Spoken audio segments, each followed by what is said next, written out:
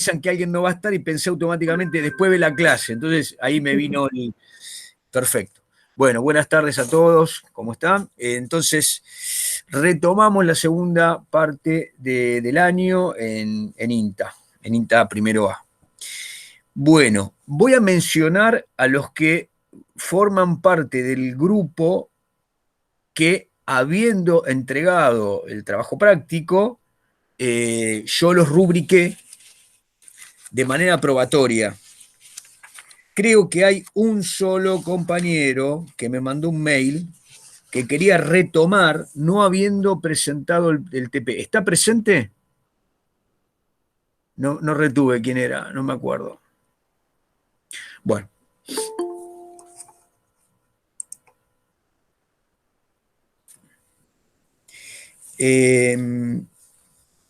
Abasto, Emanuel. Abregú. Acá. ¿Cómo te va, Pamela? Magali, perdón, Acosta. No. Liliana Acosta. Acá, profe, presente. Yo. Hola, ¿cómo estás? Hola, ¿cómo va? Jessica Acosta.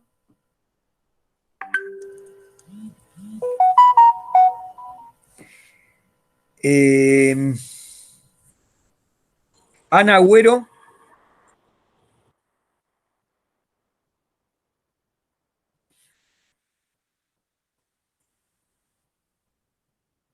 Lautaro Almada. Abigail Araníbar.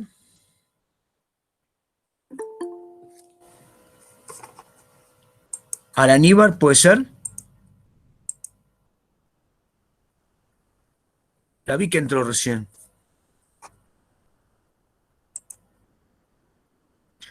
Sí, está. Abigail, ¿me escuchás? Buenas tardes, profe. No te ubico. ¿Dónde estás? A ver, a ver, a ver. Bueno, pero estás.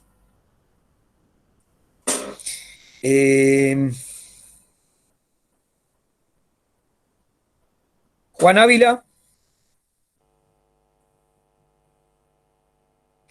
Cristian Benítez.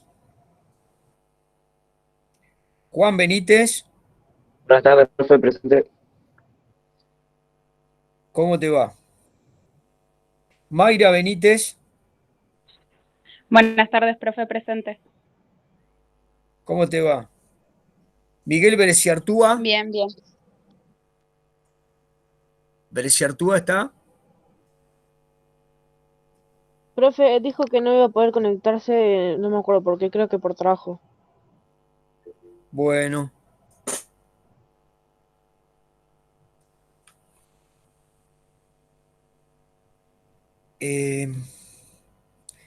Nicolás, sí está, Nicolás está acá, lo veo.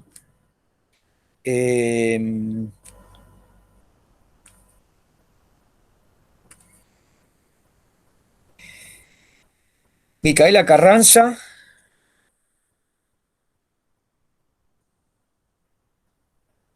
Miguel Ángel Carrillo.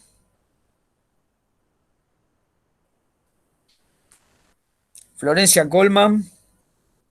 Presente, profe. ¿Cómo anda? Bien, ¿y vos? Todo bien, todo bien. Me alegro. Luis Cortelesi.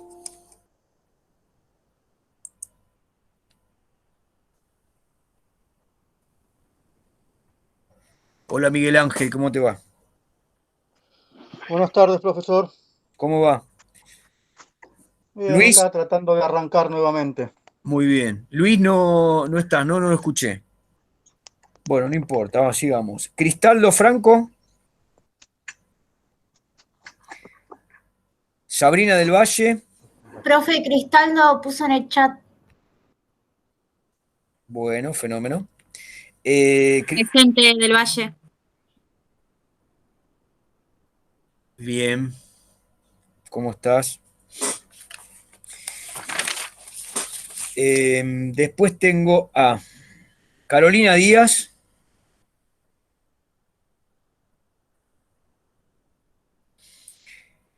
Pablo Díaz.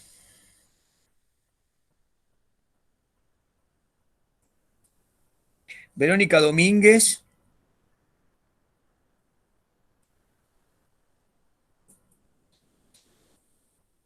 Aldana Espíndola.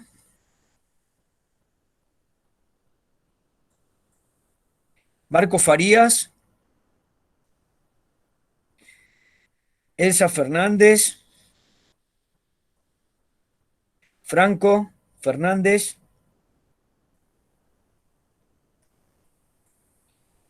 Julián Ferrari. Acá estoy, profe. ¿Cómo le va? Bien, ¿y vos? Bien, todo bien. Marcela Fidelman. Acá estoy, profe. ¿Qué tal? ¿Cómo anda? ¿Qué tal? ¿Qué decís?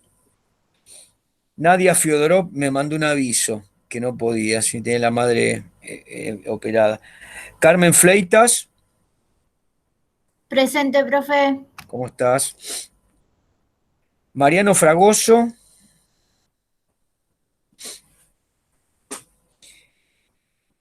Camila García. Presente, profe. ¿Cómo te va? Franco García.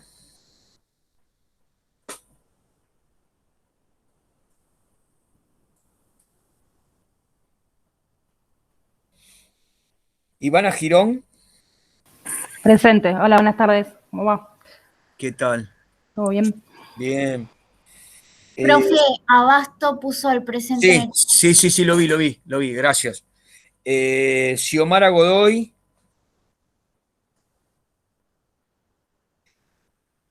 Ruth González.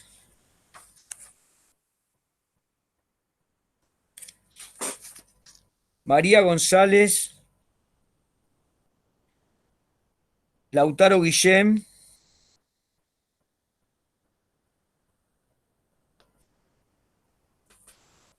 Elías Goodson. Maricel Hermo. Presente. Gracias. Fabricio Intrieri. Presente, profesor. Gracias, ¿cómo estás? Todo bien, por suerte, gracias. Carla Jalid. Presente. Ingrid Hubels. Presente, profe. ¿Cómo ¿Cómo está? estás? ¿Qué tal? Buenas tardes. Buenas tardes. Vanessa Lasic.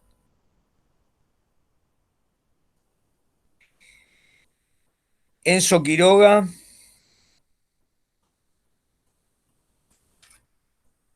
Nicolás Babini.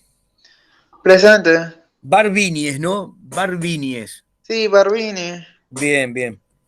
Después tengo, a ver, Sol Borelo vi que entró. Carinas Diez Gómez. Nicolás Antunes.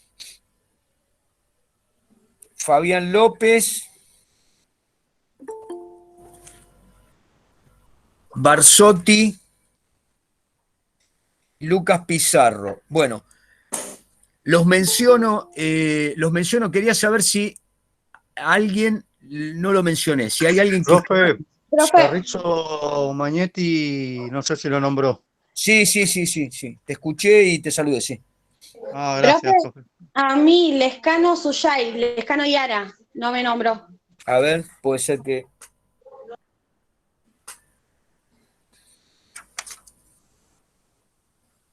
Sí, me parece que te salté eso, ya, y bueno, fenómeno. Gracias, profe. Yo recién entré, profe. Buenas tardes. Hola, ¿qué tal? Franco Fernández, creo que te mencioné, sí. David. Fernández Franco David. Creo que hay otro también por eso. No, sos el único Franco, ¿eh? Sí. Ah, bueno. No, hay García, hay dos García que se llaman Franco. Ah, me confundí. Bueno. Wilson Elías también recién me pude unir. No, está bien. Igual, no, yo no, digamos, los tildo porque le cuento, ustedes son una nómina muy grande, ahora quedó menos de la mitad, es decir, los que efectivamente siguen son los que completaron el cuatrimestre anterior, entregando trabajos prácticos, en fin. Entonces, están rubricados en el Facundo, No entró el estudiante que me pidió para retomar, ¿no? Que no había entregado el trabajo. Bueno, después lo buscaré en el mail, no importa, si no está. Bueno, lo que les decía es que me gusta saber quiénes somos los que seguimos, porque ustedes me conocen a mí, pero la verdad es que no me da la memoria para recordarlos, por lo menos mencionarlos y saber quiénes son los que tengo anotados, son los que están efectivamente. Bueno, empezamos la segunda parte del año, esta parte va a ser un poquito más extensa, y bueno, vamos a ir profundizando algunas líneas de trabajo que ya hemos comenzado, y después vamos a abrir temas nuevos. Es decir, no son nuevos en el sentido de que no hemos hablado de ellos, hemos hablado de ellos, pero vamos a profundizar en un sentido, si ustedes quieren, particular, ¿no? Me refiero sobre todo al tema de la historia de la ciencia, a la epistemología y a alguna mirada sobre la lógica, con vistas a pensar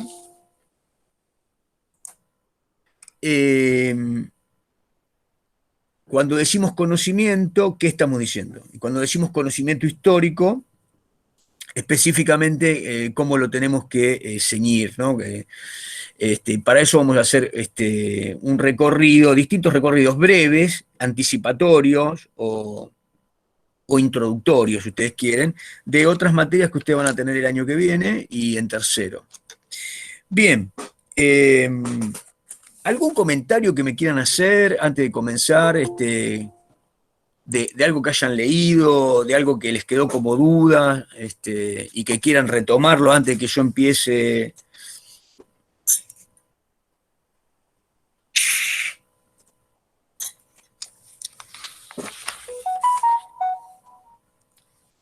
Yo tenía para hacerles una consulta, porque la verdad es que no me acuerdo, pero no me acuerdo específicamente de esta clase, porque sé que son textos complejos. La lectura de Mudrovsky y Adamowski, no recuerdo que hayamos tenido una charla acerca de ese texto.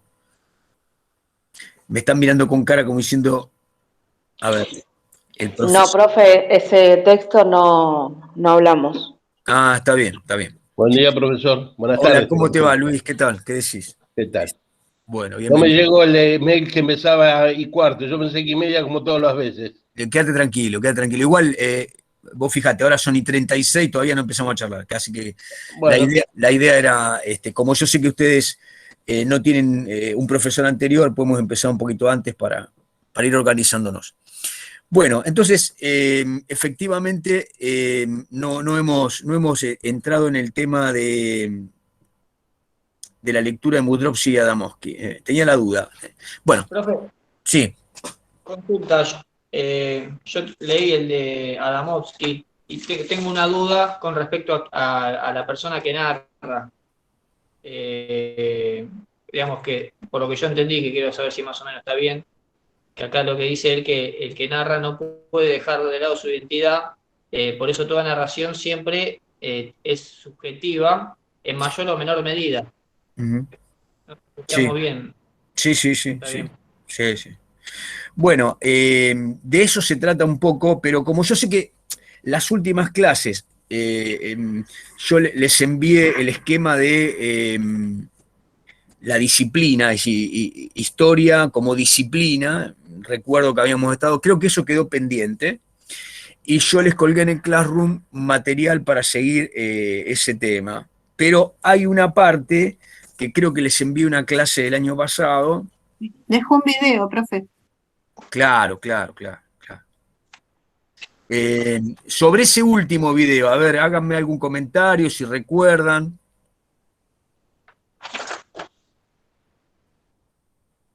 Empieza a hablar del método histórico, Bien. donde hay periodos no históricos, que son los ágrafos, y el periodo histórico donde empieza la escritura. Ajá. Y empieza a hablar de la prehistoria, cómo trabajan los arqueólogos para estudiar los objetos, los antropólogos, la datación y la filogenética. empieza a explicar. Bien, Y bien. bueno, y ahí arranca la estratigrafía, la glaciología, las ciencias que acompañan a la investigación histórica, ¿no? Un poco. Bien, vamos a ir por ahí. A ver. Primero, espérenme que yo encuentre. A ver.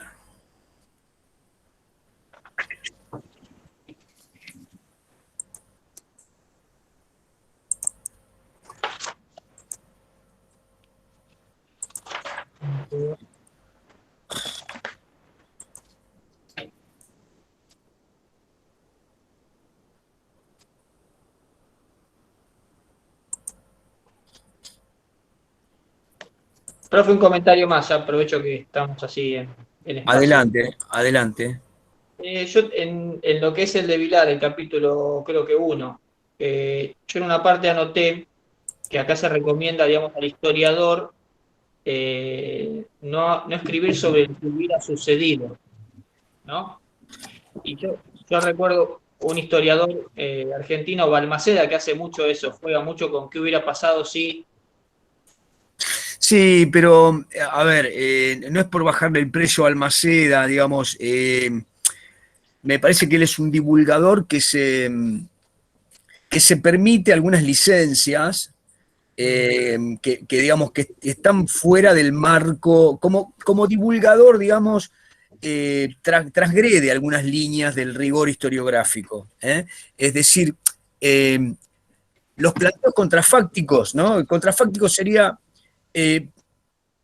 hago una suposición de que ocurrido algo que no ocurrió, ¿cuáles serían las consecuencias de ese hecho? Bueno, son especulaciones. Digo, podemos pensar así, bueno, todos nosotros pensamos en ese sentido, pero en el marco de la disciplina, en términos del rigor historiográfico, sería un marco que está vedado, digamos. Es una especulación y como tal no tiene rigor. Es materia de alguna manera opinable. Justamente cuando hablemos, no creo que hoy, cuando hablemos la próxima sobre Mudrovsky y Adamowski, el tema de la narración, del rigor, el ámbito abierto sobre el tema de la recuperación del pasado, la memoria colectiva, etcétera, vamos a retomar este tema, es muy interesante, sobre todo el tema de el lugar del historiador como un lugar riguroso y el tema de los divulgadores, ¿no? Del periodismo y de los divulgadores que de alguna manera ensayan formatos históricos, pero que de alguna manera se permiten licencias que en términos de la epistemología nosotros vamos a definir como exentas de rigor, es decir, fuera del marco de lo verificado, ¿no? Más o menos esa sería la idea. Entra más por el lado encuadraría más por el lado de lo que es narrativa o novela, supongámosle. No tiene rigor histórico. Exactamente, exactamente. Nada digamos, nada nos impide poder pensar así, pero digamos, no lo podemos afirmar como algo dado, ¿no? Espérenme que no estoy pudiendo compartir, a ver si lo encuentro.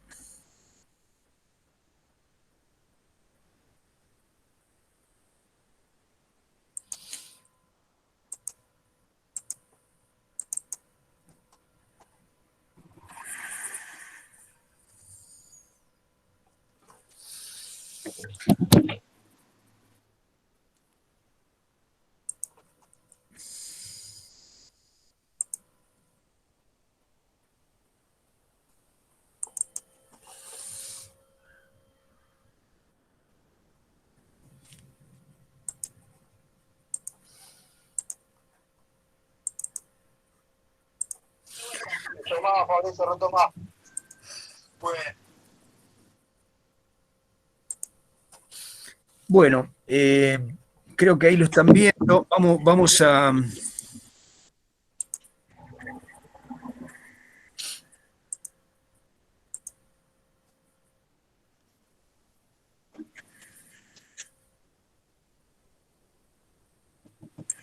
Ahí lo leen bien.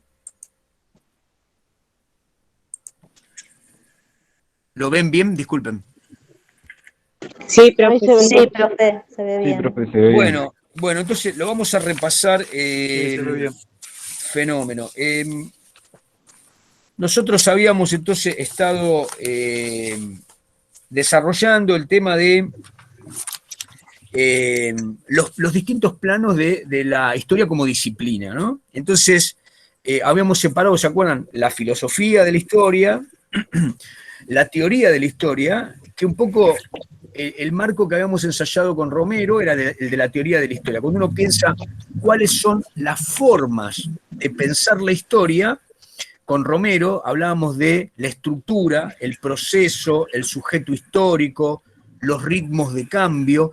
Esos estudios lo que hacen es pensar la historia desde un lugar de distancia. Esa distancia es teórica. Estamos mirando qué produce la historia como tal. Hay un micrófono abierto, me parece, hay un ruido de... Bien, entonces, lo primero que teníamos en el esquema, ¿se acuerdan? Era el objeto materia, es decir, la materia de la historia, que es lo que sucede, los acontecimientos, los hechos, que nosotros lo estudiamos como campos. ¿Sí? ¿Se acuerdan? Todos los campos, de alguna manera, están imbricados, ocurren simultáneamente, para decirlo de una manera rápida. Es decir, lo económico, lo social, lo político, lo cultural, forman parte de todo lo que ocurre. Esa totalidad que nosotros separamos para poder observarla con mayor minuciosidad, ocurren de consumo, ¿no? Entonces, ¿se acuerdan que habíamos dicho que la realidad histórica es compleja, pero es coherente, ocurre en el mismo plano? Bueno, son los insumos. El historiador, de alguna manera, tiene los acontecimientos como la marea, la gran cantidad de materia prima, permítanme la expresión, con la cual trabajar. Ahora, los problemas que acechan al historiador son los siguientes. Esos hechos tienen una continuidad. Uno podría pensar que la economía o la sociedad argentina, por darles un ejemplo, transcurre en forma de continuidad, con lo cual la sociedad actual es hija de una sociedad anterior y por lo tanto tengo presente el mismo fenómeno cuando vivo en esta historia argentina, en este presente. Sin embargo, como habíamos visto la vez pasada, el tema del presente, el pasado, ¿no? Como cortes, implica pensar que los hechos que voy a estudiar están muertos. A ver, vamos a un ejemplo. Si yo tengo que investigar históricamente el periodo peronista del 45 al 55, supongan que me lo planteo como esa década, ese periodo como tal no existe. Lo que existe en realidad es la memoria de ese periodo, son testimonios de ese periodo, en todo caso hay testigos de ese periodo, y hay una cantidad de, vamos a decirlo de manera brutal, restos de ese periodo. ¿Qué son los restos? Las huellas. Bueno, aquello que quedó, que puedo examinar de aquel periodo. Bueno, en el ejemplo que di, está claro que yo puedo conseguir, hay en múltiples lugares la constitución del año 1949, del peronismo, entonces tengo documentos, tengo los discursos de Perón, tengo audiovisuales de Perón, y hay peronistas de toda la haya que viven y que pueden recordar aquel periodo. Muy bien. Vamos a tratar de pensar, ¿no? Los hechos ocurridos en aquel 45, supongan el 17 de octubre, ya no existen. Lo que existe es un reflejo, un recuerdo, una representación, y después existen testimonios mudos, restos, documentos, etcétera, etcétera. A medida que nosotros estudiamos periodos anteriores, esos restos son más fragmentarios, obviamente por el paso del tiempo, y los que comentan sobre esos hechos puede ser que lo hagan no de primera mano. Vamos con un ejemplo. Si yo quiero estudiar la llegada de los primeros españoles al Río de la Plata, 1535, ya la distancia hace que no haya nadie vivo y que los elementos que me lleguen sean muchos menos de los de 1945. Entonces, en ese caso, lo que me queda, lo que resta, es mucho más mudo. Permítanme la expresión, es mucho más mudo. Tiene mucho menos que decirme, ¿verdad? No sé si estoy siendo gráfico. Lo que el investigador y historiador acomete es la tarea de darle vida a algo que vivió pero que está muerto. Uso estas expresiones para que nos quede perfectamente claro, ¿no? Tenemos una noción, tenemos ideas, hemos leído acerca del periodo peronista, así como del periodo de la llegada de los españoles en 1535 al Río de la Plata, sin lugar a duda. Pero cuando nos hacemos nuevas preguntas sobre nuevos temas, nuevos recorridos, o sobre el hecho, tenemos que hacer una pesquisa. Esa es una de las palabras que aparecen, ¿no? La investigación de la historia es una pesquisa. La pesquisa es lo que realiza también el fiscal, ¿no? El investigador de la justicia, ¿no? Cuando tiene que investigar un asesinato, un homicidio. Lo que va buscando son huellas que lo lleven al hecho que busca. Bueno, entonces, a partir de este nudo, que es la tarea del historiador, hay innumerables, acá me preguntan algo, Carmen, pero hay cosas, a ver, decímelo, Carmen. O sea, por ejemplo, con los testimonios, hay cosas que los testigos no dicen, entonces como que una parte también queda oculta para el historiador, ¿no? Muy bien, Carmen, muy bien, sí, sí. Claro. Profe, yo creo entender que está hablando de fuentes, pero a veces hay fuentes de otras fuentes, terceras.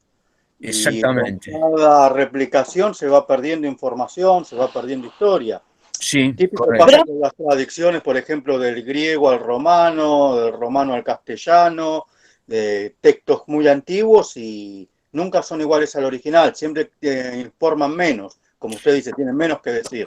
Exactamente. Profesor, si nosotros vemos... Esperen que vamos, yo les doy la palabra, doy la palabra, ordenemos no, porque ahí me parece que Suyay dijo algo más. Entonces, de lo que dijo Carmen, así todos seguimos la idea, es muy bien lo que dijo Carmen. Nosotros estamos en presencia de un problema que es el siguiente. Si yo tengo tomemos 1535, ¿no? Llegan los españoles al Río de la Plata, etc. Sobre ese periodo tengo memorias, es decir, los navegantes españoles escribían y los que acompañaban a los navegantes, a los adelantados, a los conquistadores, escribían. Muchas de esas memorias nos han llegado. Esos fulanos que venían con objetivos de conquista, de enriquecimiento, digamos, había un buen componente de aventura, y obviamente había intereses, jugaban obviamente una suerte en la cual venían con un poder de la corona metropolitana de España para hacerse de un determinado territorio. Pero puestos en el terreno, como estaban muy lejos del poder del rey que les había concedido esta gracia, hacían todas las trapisondas posibles, saqueaban, mataban, conquistaban, no solo con el poder que le habían extendido, sino que se daban libertades, ¿no? Muy bien, ¿qué quiero decir con esto? Todo aquel que actúa en función de sus intereses y por lo tanto expone una parte que lo beneficia y oculta una parte que lo perjudica. Del mismo modo, como decía Carmen, la historia, es decir, la investigación del historiador, tiene que concurrir con la idea de que los testimonios, lo que dicen aquellos que vivieron, lo que escriben aquellos que estuvieron, lo que dicen los peronistas de aquel 17 de octubre, puede ocultar voluntariamente un montón de acontecimientos que ellos no quieren expresar, porque quieren beneficiar la imagen del peronismo, porque son fanáticos, o porque se olvidaron, porque la memoria es frágil, es fragmentaria. ¿Está bien lo que digo? Entonces, tenemos que pensar, como dice Nico, en la parcialidad, ¿no? Es decir, ¿la parcialidad qué implica? Bueno, implica lo voluntario y lo involuntario. Por múltiples razones, los testimonios son fragmentarios. Y como dijo muy bien Miguel Ángel, el historiador tendrá como metodológicamente presente la necesidad de separar aquello que es dudoso, aquello que expresa algo que no ocurrió, o aquel testimonio que omite una parte de lo que ocurrió. Por lo tanto, hay una tarea muy compleja que es la de encontrar todos los testimonios de aquel evento y, por lo tanto, contrastarlos de manera de que, hechos este trabajo, nos quede aquello de lo que podemos dar fe, que se convierta en una prueba. Aquel testimonio que se convierte en probatorio de algo, lo llamamos fuente. El historiador lo tendrá como una base, como un sustento, como un soporte de lo que va a poder decir. Hasta acá vamos bien, ¿no? Recuperé lo que dijo muy bien Carmen y recuperé lo que dijo Miguel Ángel. Ahora, recordame, Suyay, ¿qué comentaste vos? Yo, profe, lo que quería comentar era justo esto que estaba diciendo usted, o sea, el tema de la parcialidad, de cómo también el historiador va a tener que ir recolectando todos esos, esas historias, todas esas fuentes de determinado periodo y tratar de ir llenando esos huecos que van a quedar entre el relato de uno y del otro, de todas sus fuentes. Porque no es lo mismo que yo quiera contar, por ejemplo, nuestra actualidad, lo que estamos viviendo al día a día de lo que es la pandemia, que yo lo cuente como una persona que lo está viviendo y que alguien lo diga sin haberlo vivido y sin saber qué es lo que pasó, porque ponele las vivencias que vamos a tener cada uno de determinado periodo y determinada cuestión va a ir modificándose y siendo diferente dependiendo de la percepción que tenga la persona. Muy bien, Suyay, muy bien. Antes de darte paso, Luis, vamos a tomar algo que dice Suyay, que está muy bueno, y creo que en el foro lo dijeron. Juan Ávila dice, depende de la corriente. Vamos a poner esto, ahí se empieza a complicar, ¿eh? Vienen los españoles, ¿no? Llegan al Río de la Plata. Ustedes saben que para 1535, no quiero darles clase de este periodo, pero digamos, calculo que ustedes me van a seguir. Los españoles tenían firmado desde 1498, mejor dicho, los castellanos tenían firmado desde 1498 con los portugueses un tratado que venía de una bula. El Papa les había otorgado a los católicos, claro, una división del mundo imaginaria, que era solamente la división de ámbitos para encargarse de que no vinieran los protestantes, porque estábamos en plena guerra entre el emperador, digamos, católico, Carlos I, y después Felipe II, contra los protestantes, que eran aquellos que se habían separado de la órbita del Papa. Y por lo tanto, estos protestantes también tenían América como un destino a aprovechar, ¿no? Es decir, no los alemanes, porque no habían empezado la conquista, digamos, nunca la empezaron de ultramar, pero sí los holandeses sobre todo y los ingleses, ¿no? Entonces, ¿qué quiero decir con esto? Los que participan en el hecho, digamos, los españoles que vienen al Río de la Plata, como los que habían llegado al Brasil, ¿no? Que que tenían intereses de quedarse con la parte española, tienen distintos intereses y configuran distintas líneas de interpretación de los sucesos. A ver, ¿qué quiero decir con esto? Los portugueses que llegan al Brasil después de Cabral tienen un mandato o una regla que implica dominar a los naturales y convertirlos en esclavos. No tienen ningún tipo de dudas acerca de que la esclavitud es un camino de construcción de lo que van a ser los sistemas de cultivo, sobre todo el azúcar. Mientras que los españoles tenían un debate al interior del dominio de la iglesia respecto de la cuestión de la esclavitud. Lo tenían en principio vedado, aunque las formas que los españoles utilizaron era similar a la esclavitud, era una especie de dominio, un traspaso de lo que sería el modelo feudal. Pero no importa, si habla un español o un portugués de un lado y el otro del Río de la Plata, lo que van a decir es distinto. Los portugueses van a insistir con una mirada denigratoria de los españoles y viceversa. Si vamos al Caribe, salgamos del Río de la Plata, vamos al Caribe, nos encontramos que están los ingleses y los holandeses y después los franceses también. Las 5 miradas son colonialistas, son aventureras, son conquistadoras, pero no da lo mismo sobre un mismo hecho leer los textos que han dejado los portugueses o los holandeses o los ingleses o los franceses o los castellanos. Porque los intereses que tienen y las líneas de la conquista divergen. Esto es por un lado. Los que participaban no participaban de la misma manera, no van a decir lo mismo. Y viniendo para acá, lo que está diciendo Suyay es, mejor dicho, no Suyay, lo que comentaron en el foro es, los que leemos de este lado, también nos separamos en aquellos que antes de observar el hecho, llegada de los españoles al Río de la Plata, podemos ser católicos o no. Podemos ser indigenistas o no.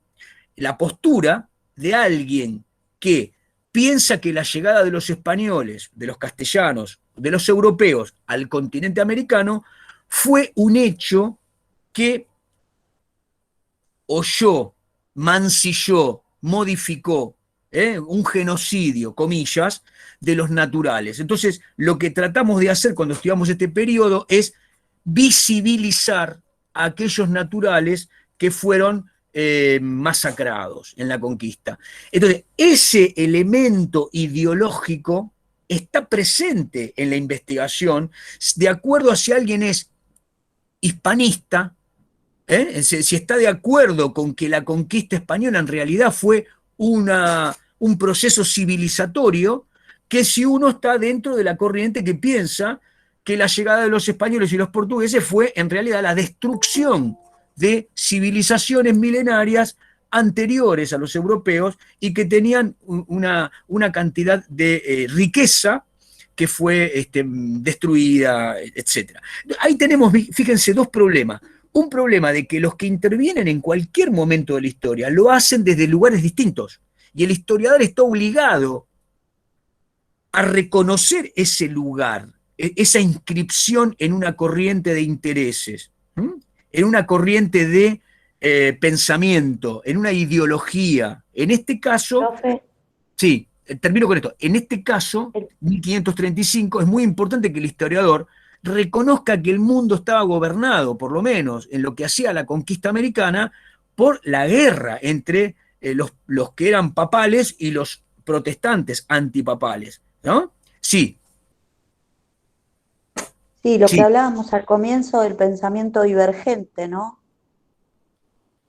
Con respecto a las ciencias sociales y a la historia, básicamente. No, me parece que, el pensamiento divergente es otra cosa, ¿eh? A ver, lo aclaro, para que les quede claro. Cuando hablamos de ciencias, de disciplinas, creo que al principio de año, yo les dije que las ciencias sociales tienden al pensamiento divergente. ¿Qué significa pensamiento divergente? que en realidad todos los conceptos que participan de las disciplinas, geografía, historia, economía, política, tienden a abrirse, a divergir, ¿sí? Mientras que las disciplinas del ámbito de las ciencias naturales o lógico-matemáticas formales tienden a la convergencia, ¿sí? Tienden a ser producto de un proceso que vamos a ver mucho más claro cuando veamos epistemología, ¿no? Es decir, dejémoslo acá, las ciencias sociales tienden a abrir los temas, ¿no? El pensamiento tiende a abrirse, mientras que en otras disciplinas tiende a cerrarse sobre la búsqueda, por ejemplo, de una ley o de una teoría válida. Bueno, Luis, ¿querías decir algo?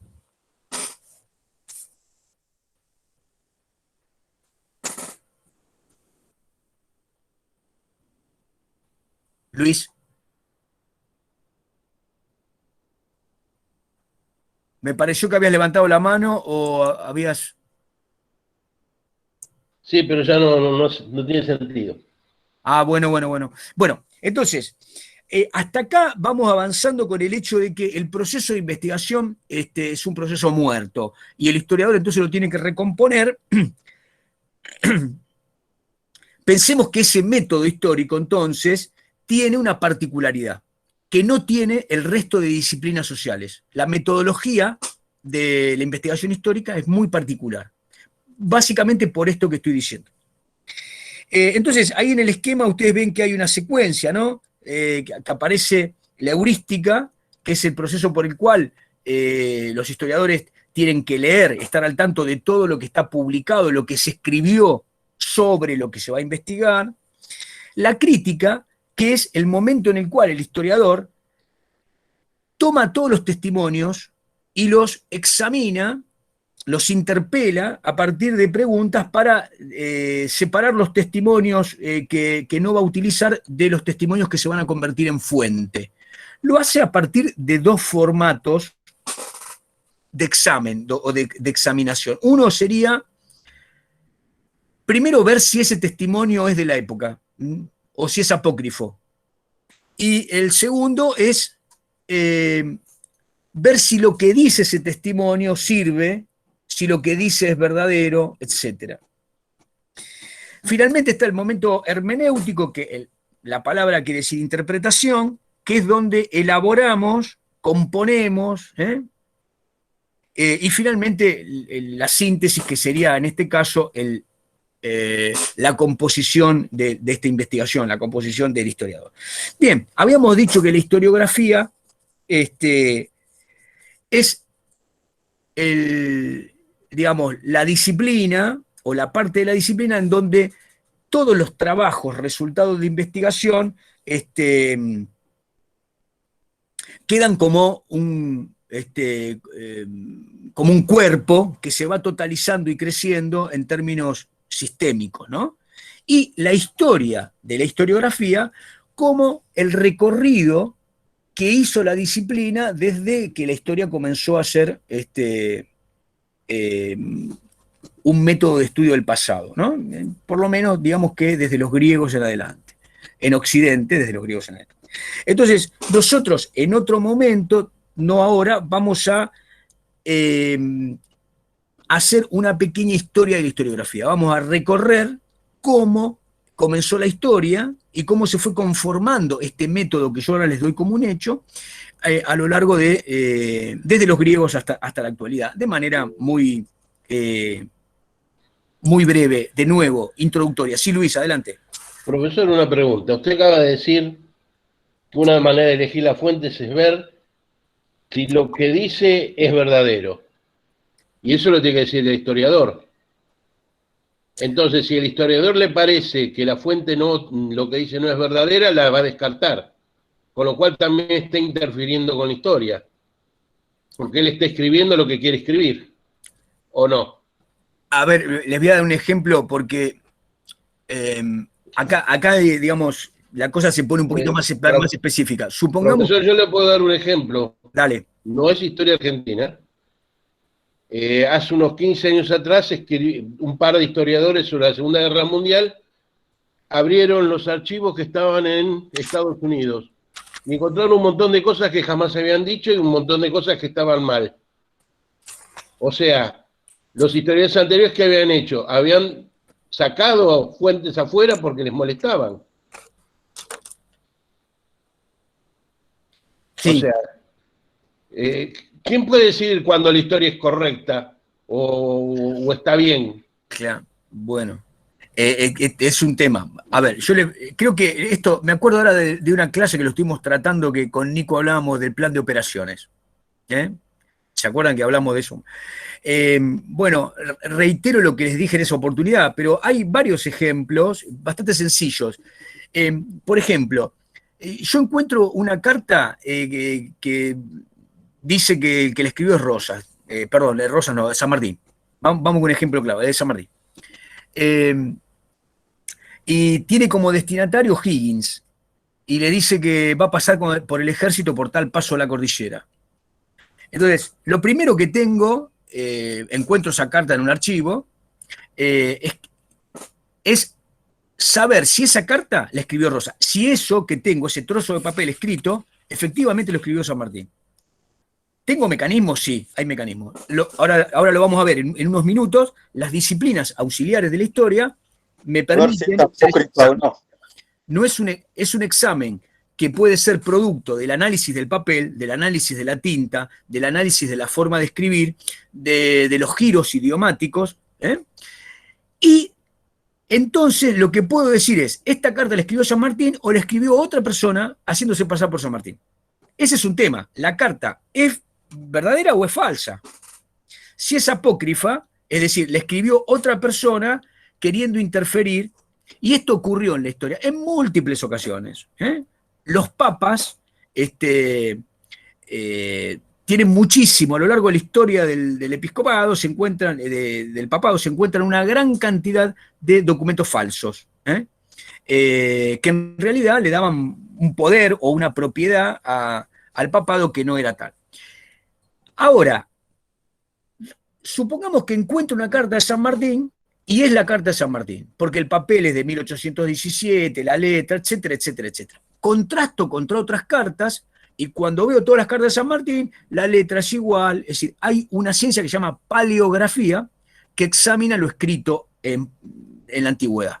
Bien, el especialista de la escritura del castellano en los años del siglo XIX, principios del siglo XIX, dice, efectivamente, esta carta es de San Martín. Muy bien. Pero lo que dice San Martín dentro de la carta puede ser verdadero o falso. San Martín puede estar ocultando cosas o diciendo cosas que no son verdaderas. Este sería el criterio no morfológico. El morfológico es, ¿la carta es de San Martín? ¿Sí o no? Lo que dice San Martín en la carta, ¿es cierto o no? Entonces, lo que se ha encontrado es que en múltiples ocasiones un general, como en este caso, Napoleón también lo hacía en muchos casos, miente intencionalmente para que esa carta sea interceptada por los adversarios y se confundan respecto de una acción que él va a llevar a cabo. Es decir, San Martín mentía. Lo sabemos porque nos deja un testimonio. Hoy día todos los jefes de Estado mienten, omiten o dicen cosas parciales. Bueno, las dicen por teléfono, escriben en alguna red social, etcétera, etcétera, ¿no? Entonces, digo, hay dos veracidades, la del testimonio en sí mismo y del contenido de lo que el testimonio nos deja para el proceso histórico, ¿no? Entonces, estos son los dos pasos de la crítica. Bueno, muy bien. Entonces, volviendo a lo que decíamos, ¿está hasta acá? Lo que estamos recuperando es que en alguna de las clases más adelante vamos a tomar el tema de la historia de la historiografía. Probablemente lo hagamos después de hacer un recorrido sobre la historia de las ciencias. Bueno, si tenemos claro estos momentos, pasemos a la parte que es un poquito más engorrosa. La segunda, esperen que voy a... La segunda parte del esquema, que les estoy poniendo ahí para que lo tengan. Bien, entonces, sobre esto creo que yo les colgué en Classroom un fragmento, una parte, después lo podremos completar con otro material, pero en principio creo que igual la clase que les colgué algo de esto hablaba, pero repitámoslo como para darle cierre. Cuando hablamos del pasado, enfrentamos una cantidad de problemas. Digamos, el paso del tiempo corroe, corrompe todo lo que nos puede quedar como un testimonio. A medida que estudiamos periodos más lejanos en el tiempo, tenemos que tener en cuenta que lo que nos queda de aquel periodo histórico es más fragmentario y que da lugar a muchísimas confusiones. De esas confusiones nos sacan otras disciplinas que tienen una distancia importante con el estudio del pasado, ¿no? A todas esas disciplinas las podemos separar de acuerdo a un criterio epistemológico. Yo las llamé a las primeras disciplinas geológico-geográficas. Dicho de manera rápida, todos los hombres, digamos, todas las sociedades, los grupos humanos, hombres y mujeres, hace cientos de miles, millones de años, por lo menos desde hace un par de millones de años, dejaron en el terreno en el que habitaron una cantidad de huellas, ¿no? Registros. Muchos de ellos, la mayoría es encontrado, es hallado en lo que se llaman yacimientos antropológicos o yacimientos arqueológicos, ¿no? Le llamamos yacimiento antropológico cuando el que está estudiando ese lugar encuentra restos humanos y tiene un objetivo antropológico, es decir, qué tipo de hombre era en términos de la evolución de nuestra especie como tal, ¿no? Pero claramente los que investigan el pasado de la humanidad tienen la doble preocupación. ¿Qué tipo de hombre era aquel en términos de especie? ¿Qué capacidades tenía? ¿Y qué tipo de cultura había creado? Es decir, cuando digo qué tipo de cultura me estoy refiriendo a cómo vivía. Entonces, la pregunta la podemos descomponer. ¿Cómo vivía? ¿Qué significa? Bien, básicamente, ¿con qué instrumentos, con qué utillaje resolvía su sobrevivencia? Bueno, esa supervivencia obviamente tenía básicamente el auxilio de lo que ustedes habrán estudiado en las materias que tienen en la temporal mundial, en la temporal americana y argentina, el utillaje lítico, ¿no? Es decir, las piedras formaron parte de la principal cultura de sobrevivencia de los hombres. Sabemos que antes de las piedras usaron también ramas, objetos de la naturaleza que seguramente no resistieron el paso del tiempo. Algunas sí han quedado fosilizadas, pero en general lo que nos queda como para establecer un marco de periodización, es decir, cómo el hombre evolucionó en la tecnología lítica, lo tenemos que hacer a partir de hallazgos de los arqueólogos. Entonces, arqueólogos, antropólogos y finalmente paleontólogos, que son los que estudian a los animales que sean, digamos, el conjunto digamos, de la zoología que está extinta, es decir, que ha convivido con el hombre dentro del marco biológico. Acá también hay líneas que no permiten separar, pero digámoslo así, los paleontólogos nos van a decir con qué especies convivía ese grupo humano en tal latitud, ¿no? El geólogo y el geomorfólogo nos van a decir qué características tenía el clima, la tierra, por ejemplo, erupciones volcánicas, encontrar una especie de sedimento de cenizas o características de ese suelo que hoy no la tienen. Pero sobre todo, lo más importante, además de esto que estoy diciendo, es decir, cómo era el entorno en el que vivía este grupo humano hace 100.000 años, 200.000, medio millón, 1 millón. Además de esto, es básico para poder estudiarlos entender que el registro de lo que se llama el libro de la Tierra,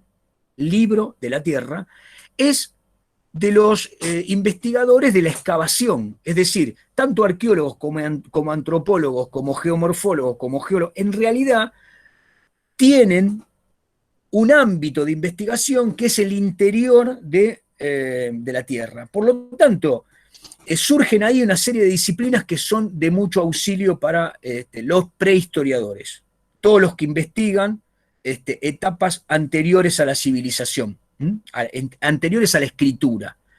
Entonces, bueno, ahí aparece la estratigrafía, es decir, las marcas que la propia sedimentación, la estructura de conformación de las capas de la Tierra van dando, con lo cual objetos que le pertenecen a una cultura muy anterior a nuestra era puede ser ubicada en términos de datación. Datación es ubicarlo en términos temporales.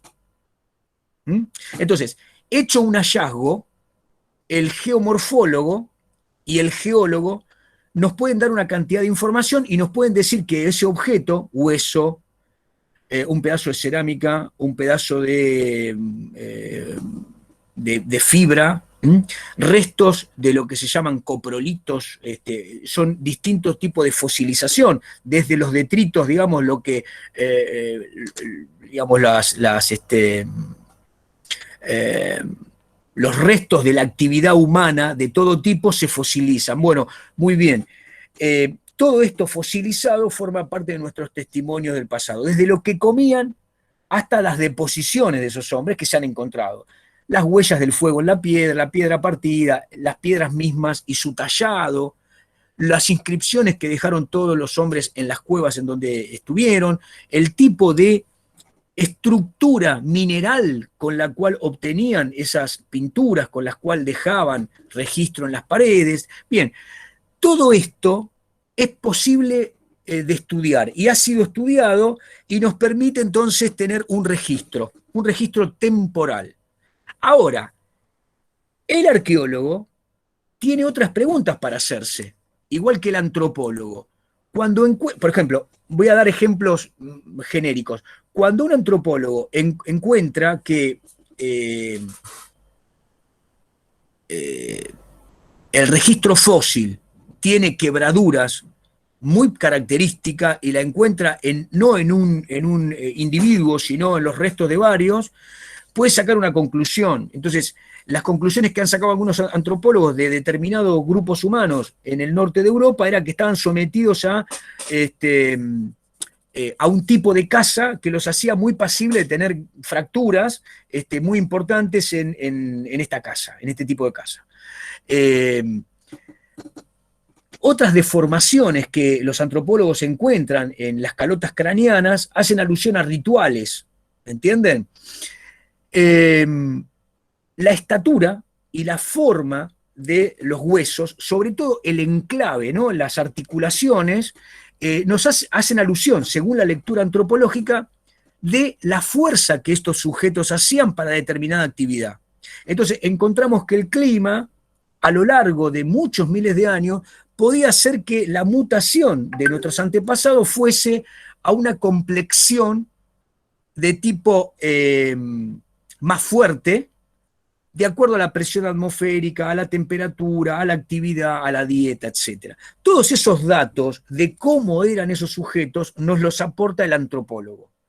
Ahora, el arqueólogo trata de pensar con los instrumentos que le llegan, por ejemplo, piedras talladas, y con la información que el paleontólogo le da, es decir, bueno, estos sujetos estuvieron sometidos a una vida en la cual lo que los rodeaba eran bisontes o mamuts o cierto tipo de especie predadora o este tipo de aves, etc. O vivían en un entorno que les permitía pescar o le permitía la caza marina. Entonces, ese instrumental que nos llegan es claramente identificable a partir de la información de las especies vegetales y animales, ¿no? Bueno, el que estudia la zoología extinta es el paleontólogo, ¿no? Y el paleobotánico es el que nos dice qué especies existían del ámbito de las plantas que este grupo humano podía utilizar.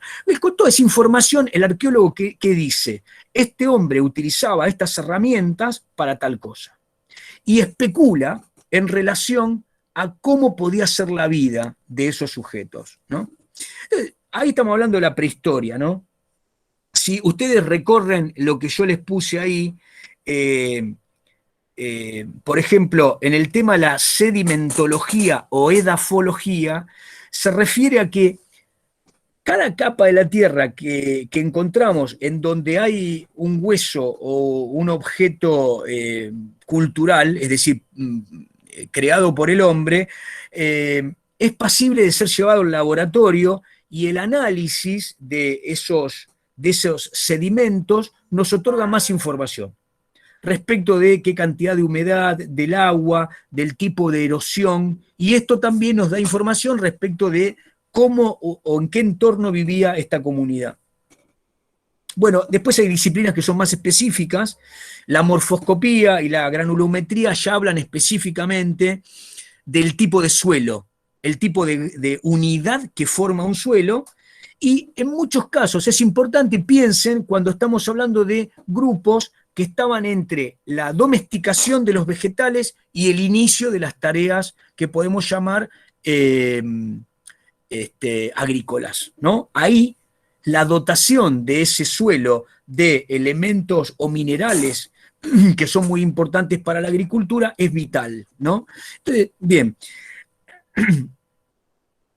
Después, si seguimos más abajo, fíjense, aparece la paleoclimatología, que estudia los glaciares, y piensen que muchos de los periodos que son hitos en la expansión de los distintos grupos humanos por la superficie de la Tierra se dio en momentos donde estaban los glaciares o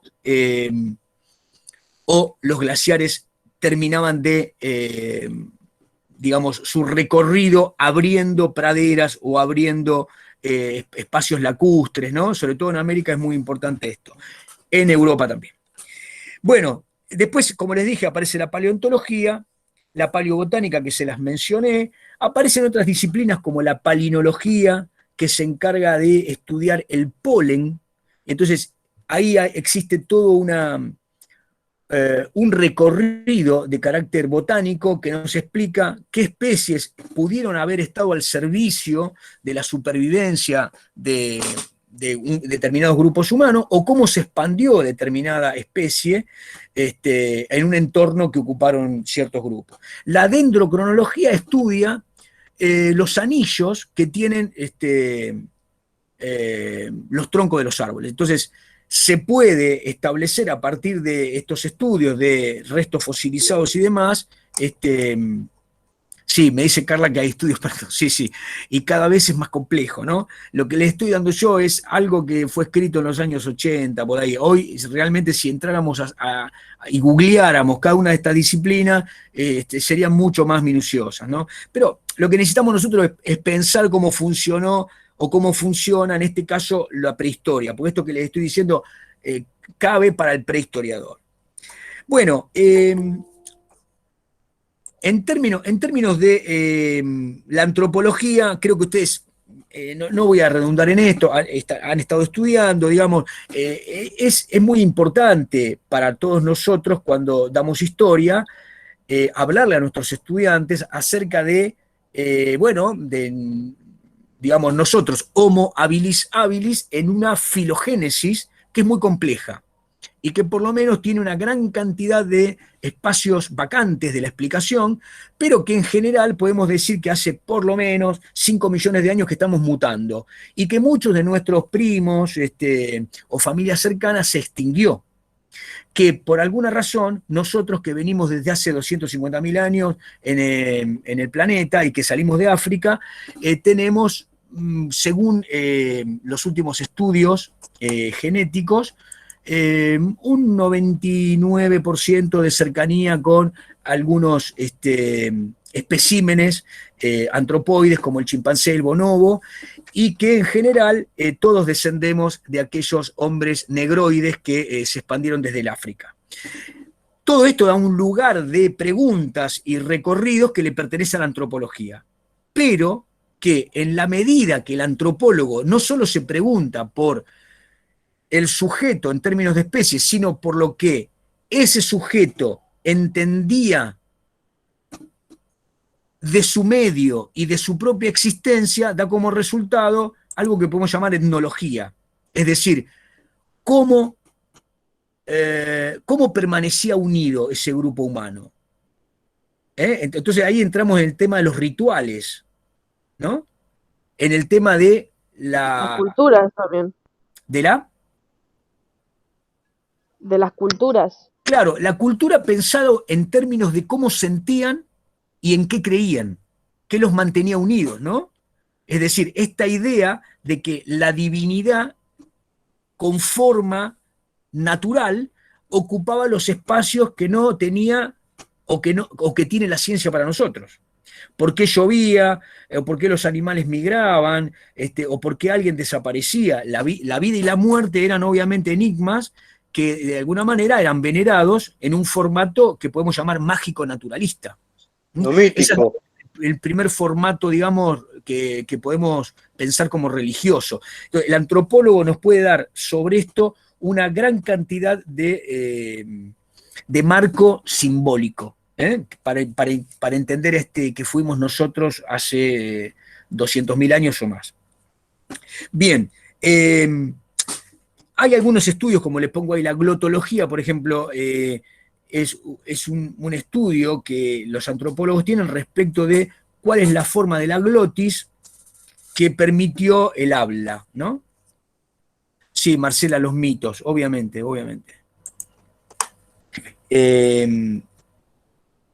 Bueno, hasta acá uno podría decir que el pasado remoto nos remite a los que excavan la tierra. Creo que yo les di el capítulo de Alimen y Steve, ¿no? Los dos primeros capítulos que a lo mejor los trabajaron en las otras materias. Si no trabajaron en las otras materias, bueno, léanlo. Ahora, entrando al espacio de lo que podemos llamar la ciencia histórica, es decir, decimos que hay historia en la medida que existen documentos, es decir, que alguien deja registro escrito de lo que ocurrió, ¿no? La separación entre historia y prehistoria es una separación, si ustedes quieren, más o menos arbitraria. ¿Por qué digo esto? Porque en el periodo que llamamos histórico vivieron durante miles de años una gran cantidad de pueblos, y aún sigue habiendo pueblos que no tienen escritura y que viven, si ustedes quieren, en una etapa ágrafa. Sin embargo, alguien da cuenta, algunos damos cuenta de esos grupos que no tienen escritura. Dejamos registrado qué piensan, cómo viven, cómo sienten, cómo se agrupan, cómo sobreviven, qué tipo de organizaciones tienen. Entonces, digo, esta separación de historia y prehistoria, en términos de las disciplinas que nos permiten estudiar, es un poco arbitraria. Nos permite, sobre todo, establecer un estudio metodológico, no más que eso. Bueno, vamos a hacer un recorrido lo más rápido que se pueda, así de alguna manera redondeamos este tema, que no tiene demasiada profundidad. Así, si uno se quiere meter en cada disciplina, sí, pero a los términos de lo que yo lo quiero llevar, no más que esto. ¿Qué es la cronología? Bueno, la cronología es la necesidad de que el historiador y el prehistoriador tenga un estudio específico sobre las formas en las que las distintas comunidades hemos medido el tiempo y lo hemos dejado sistemáticamente establecido. Entonces, bueno, tenemos distintos tipos de calendarios a lo largo de la historia y las contrastaciones y las sincronías que es necesario tener entre los que midieron el tiempo con respecto a distintos hitos. Para decirles algo, el nacimiento de Cristo es uno, pero la fundación de Roma fue otra, o la fundación de las ciudades permitía a los griegos y a los romanos empezar a contar a partir de ese hecho, ¿no? Después hubo calendarios que tomaban la división del tiempo en función de los movimientos de la luna, o de Venus, o del sol. Hoy estamos con un calendario solar, pero los hubo de otros tipos. En América hubo ciclos temporales mucho más extensos y vinculados a otros astros, ¿no? Bueno, pero en términos concretos necesitamos tener referencias de tipo cronológico. La arqueología, bueno, ya hemos mencionado, todo objeto utilizado, construido, modificado por el hombre es propio de un estudio arqueológico, ¿no? No sé si yo les hice mención a que siga habiendo arqueología, es muy importante, y la arqueología sobre todo nos auxilia en momentos donde hay que estudiar todo lo que es material o simbólico y que rodeó a un grupo humano desde los aspectos etnográficos. ¿Qué sería etnográfico? Tomar medidas, distancias y sentidos de todo lo que utilizamos. Les doy un ejemplo. Si estuviéramos en el aula ahora, en este momento, ustedes estarían sentados en determinados lugares. Y de acuerdo al lugar donde estuvieran sentados, uno podría sacar como conclusión los vínculos personales que ustedes tendrían con los que están sentados más cerca o más lejos de ustedes. La forma de ubicarse con respecto al que tienen al lado, detrás o el que tienen enfrente, da una medida de con quién hablan o a quién quieren escuchar, ¿no? Entonces, digo, el examen etnográfico nos dice exactamente cómo está munido un hombre o un conjunto de hombres y mujeres respecto de lo que hacían. Eso es muy importante. Bueno, el arqueólogo hace exámenes que nos informan detalladamente de todo lo que utilizamos y para qué lo utilizamos. Y un poco lo que nos dicen es el reverso oculto de la cultura. El reverso oculto de la cultura. Bueno, la paleografía, como se las mencioné hace un rato, es muy importante. La paleografía es el estudio de la escritura. Por lo tanto, los que investigan un periodo de historia lejano en el tiempo se especializan y cada grupo humano escribió distinto, escribió sobre distintas superficies, escribió con distintas sustancias, con distintos minerales o con distintos formatos, desde cuero de cabra, hojas secadas de alguna planta determinada, superficies que se borraban y se volvían a escribir, en fin. La piedra, etcétera, hasta que existió el papel como tal, que es un periodo relativamente cercano, ¿verdad? Bien, entonces, la paleografía nos brinda un servicio fundamental. Después aparece la lingüística, que es un examen de todas las lenguas, aún y sobre todo de las extintas, aquellas lenguas que han desaparecido, que no están siendo utilizadas, pero que les permitieron, por ejemplo, a los prehistoriadores o a los historiadores antiguos, seguir un recorrido de algún pueblo. ¿Cómo se realiza este tipo de vinculación? Bueno, los lingüistas establecen que hay una dinámica del habla. Esa dinámica hace que algunos núcleos permanezcan en lenguas vivas, ¿no? Y que nos den registro de unidad de pueblos. Entonces, hasta hace 40 o 50 años atrás, la lingüística era uno de los métodos fundamentales para establecer unidades de pueblos o división de pueblos, ¿no? Uno podría hacer un ejemplo bastante cercano. Cualquiera de ustedes escucha hablar a un brasileño y entiende la mitad, ¿no? ¿Les pasa? Y cuando escuchan hablar a un italiano, a lo mejor un poco menos, pero le entienden parte de lo que dice. Son lenguas romances, derivan del romano, son lenguas romances, derivan del latín, tanto el castellano, el italiano y el portugués. Por eso tienen morfologías, raíces a veces parecidas en las palabras. Como dice muy bien Miguel Ángel, la raíz de las palabras, el núcleo, es un derivado. Así que los castellanos había sido una provincia romana y los romanos, a partir del segundo y tercer siglo después de Cristo, obligaban a que la lengua oficial fuese el latín. Con los siglos, ese latín se fue modificando en lenguas romanas. Entonces, ustedes pueden encontrar que el galaico o el gallego se distancia del portugués, pero tiene una cercanía, están maridados, ¿no? Y lo mismo podemos decir del francés del sur con la lengua que hablan los barceloneses, ¿no?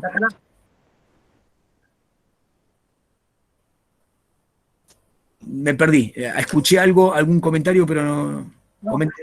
No, justo como no sabía, le iba a decir el catalán. Al catalán, sí, dije Barcelona, el catalán, sí. Los catalanes, obviamente, tienen su centro en Barcelona. Bueno, entonces, la lingüística es esto, es un recorrido muy, muy importante, es una disciplina auxiliar. La onomástica nos deja registro de los nombres de los lugares. Ustedes saben que, digamos, buena parte de lo que mencionamos hoy y que está inscrito en la historia es el nombre de un lugar. Digamos lo que llamamos toponimia, ¿no? La numismática se encarga de las monedas y todo lo que fue acuñado, fuesen medallas, pero en general son monedas. Profesor, ¿podría bajar un poco más el diagrama que no se ve? ¿Cómo no?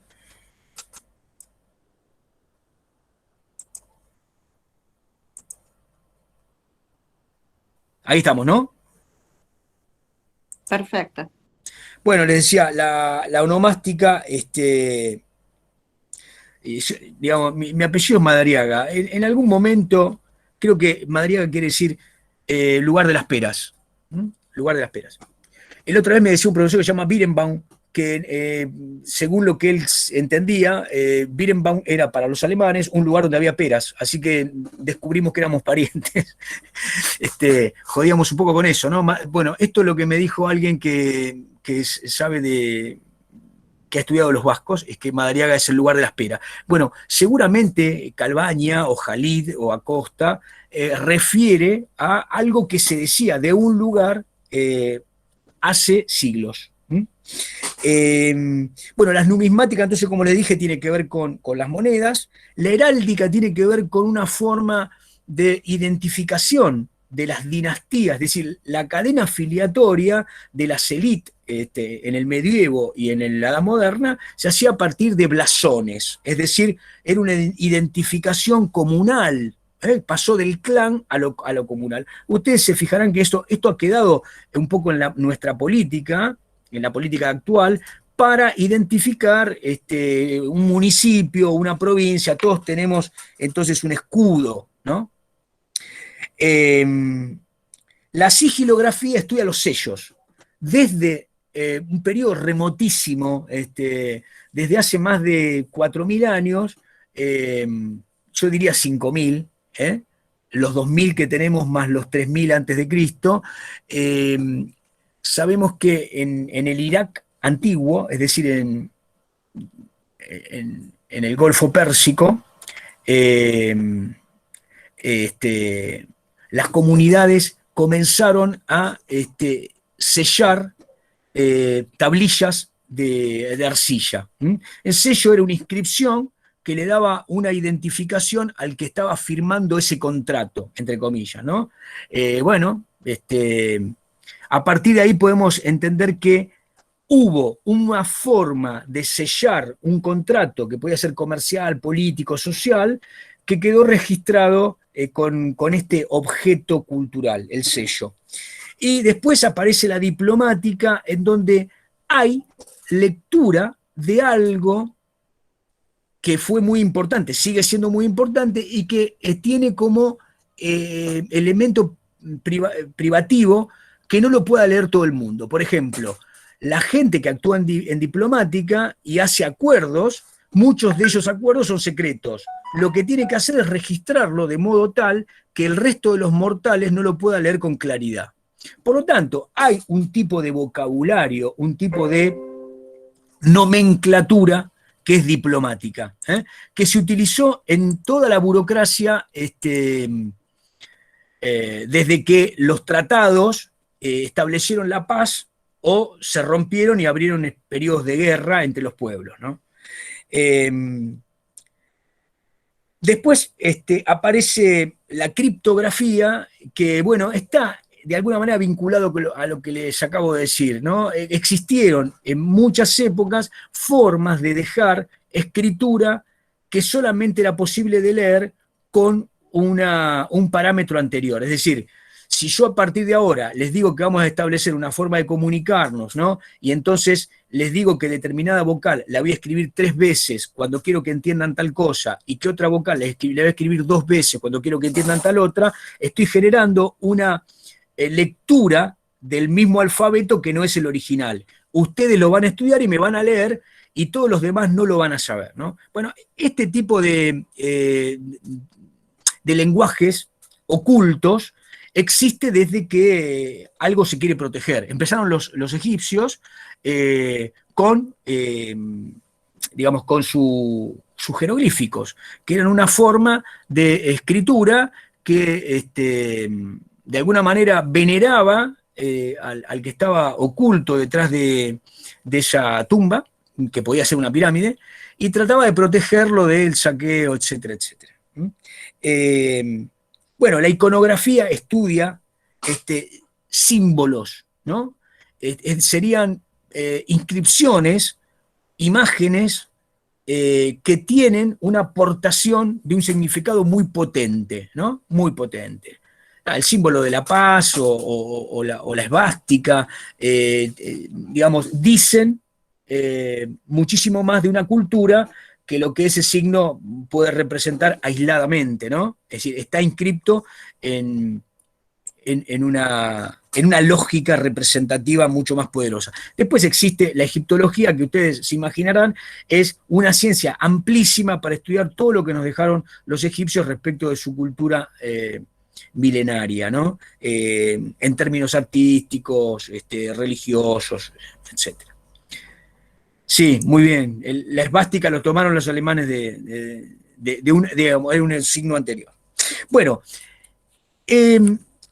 con esto, ¿a dónde voy? Lo único que sería interesante que quede como idea muy poderosa es lo trabajoso, ¿no? Lo inmensamente trabajoso que es para el estudio del pasado recuperar los restos de todo lo que el hombre dejó. A todas estas disciplinas, que son las más conocidas, se le pueden sumar otras más específicas. La idea es que ustedes las reconozcan, no para estudiarlas en particular. A lo mejor alguno de ustedes el día de mañana va a la universidad y estudia por ejemplo, el que estudia bibliotecología o archivismo, seguramente va a tener que estudiar un formato de archivo, es decir, y una nomenclatura particular.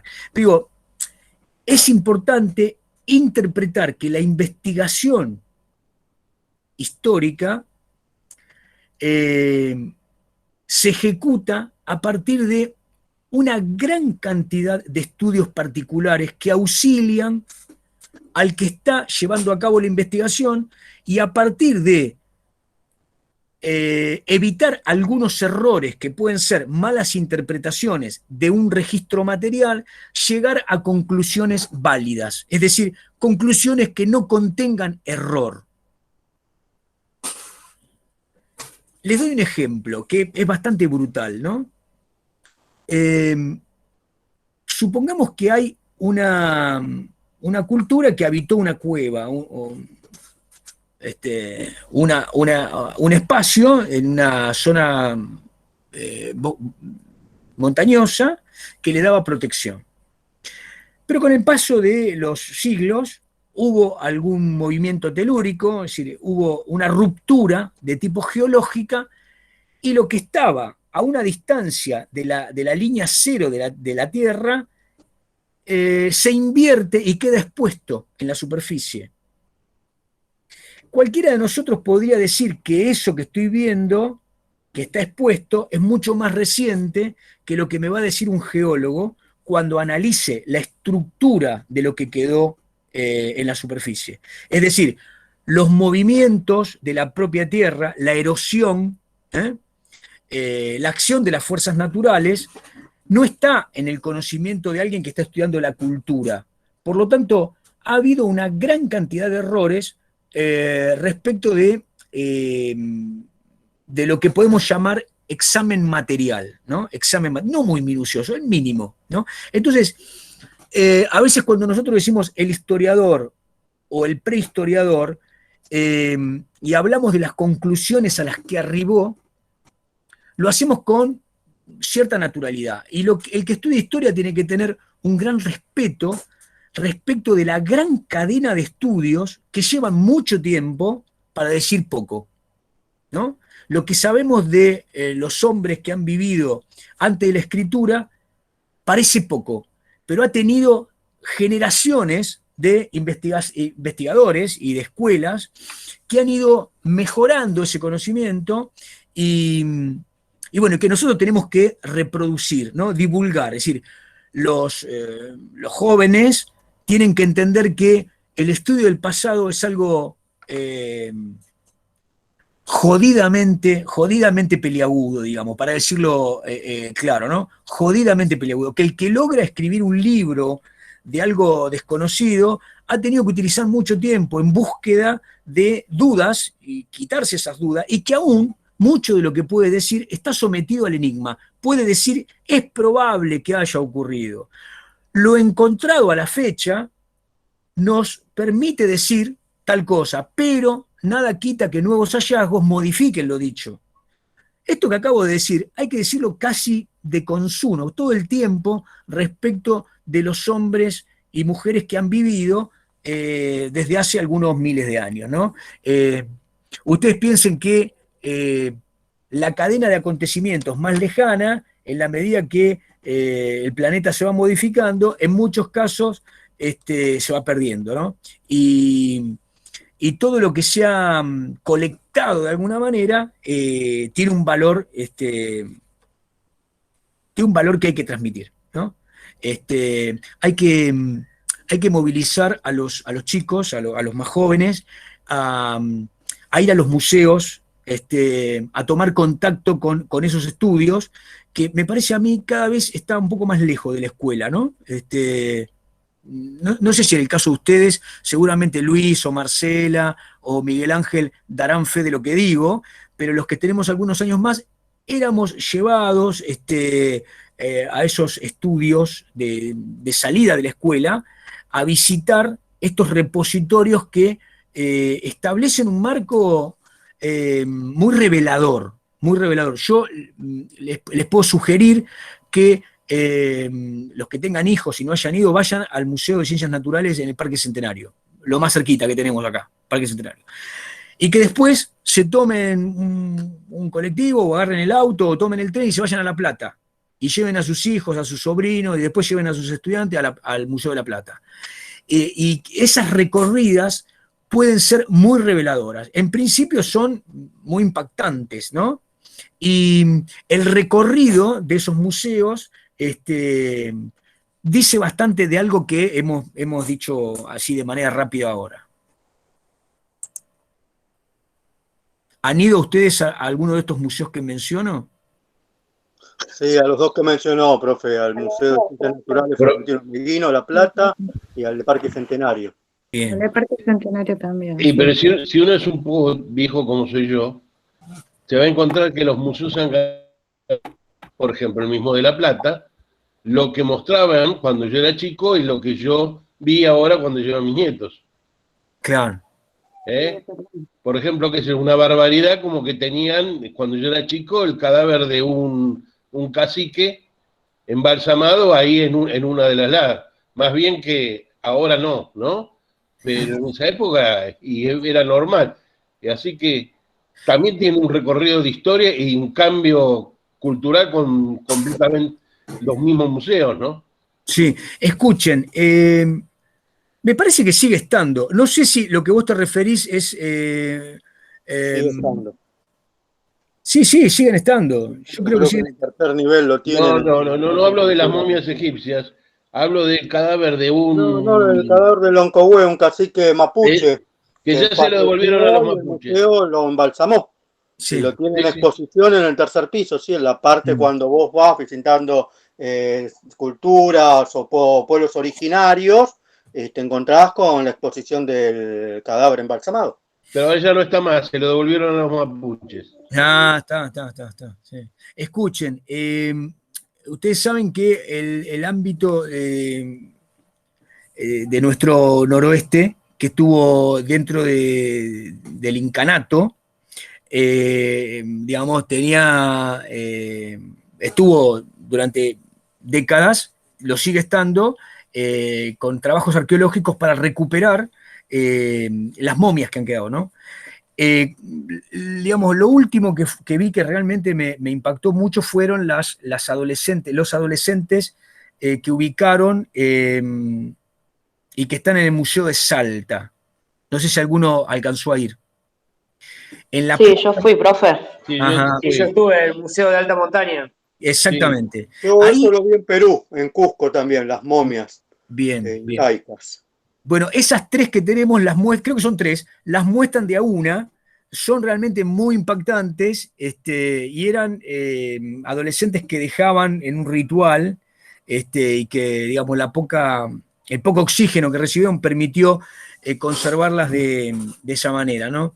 Bien, bueno, escuchen, hasta acá, digamos, era lo que teníamos en mano. Este tema lo teníamos medio ahí. Ustedes habían visto un video, yo creo que lo hemos recuperado.